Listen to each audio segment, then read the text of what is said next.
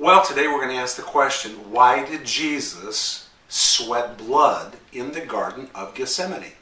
And the Bible tells us about this in the book of Luke chapter 22. And the Bible says in verse 43, "And there appeared an angel unto him from heaven, strengthening him." Now listen to this in the next verse, verse 44. "And being in an agony, he prayed more earnestly, and his sweat was as it were great drops of blood falling down to the ground." There is so much in this verse. The first thing it tells us is that Jesus was in an agony. And that word agony comes from the Greek word agonizo, which means a fight or a contest. And in fact, this was the greatest fight that Jesus had ever fought in his whole life. And the fight was really in his will. Because 3 times that night he had prayed, and he had said, "Oh God, if it be possible, let this cup pass from me."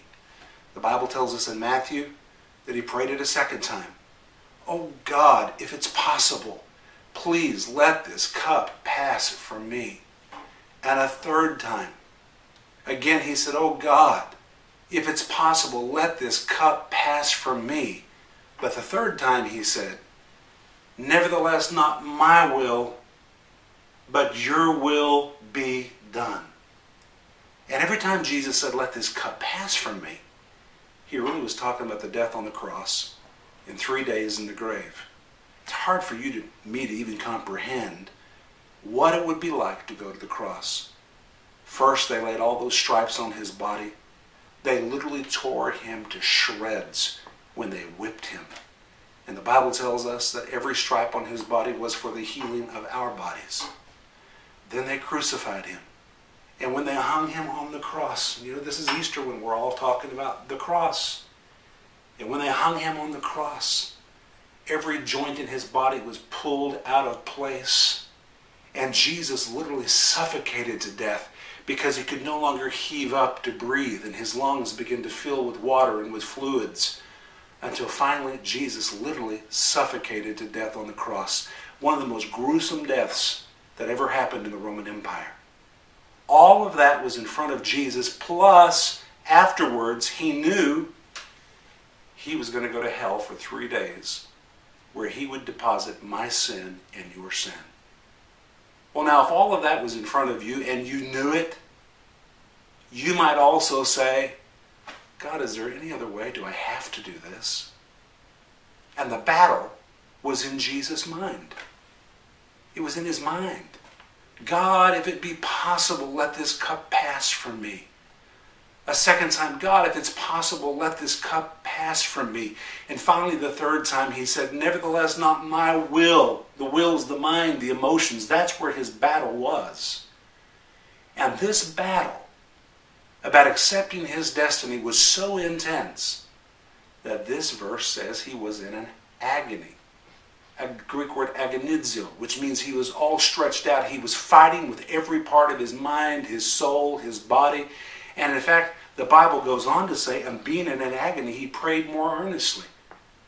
I don't know if you've ever felt a lot of pain in your life, when you've hurt so bad that you couldn't lay in one spot, you just had to keep moving. Well, this phrase, "prayed more earnestly," describes a person that is so wrecked with pain, he can't find a place where he feels comfortable. So he stretches one way and then he turns another way. And it's literally a picture of Jesus in the Garden of Gethsemane, not praying on his knees like we always see in religious pictures. But Jesus was all sprawled out on the ground.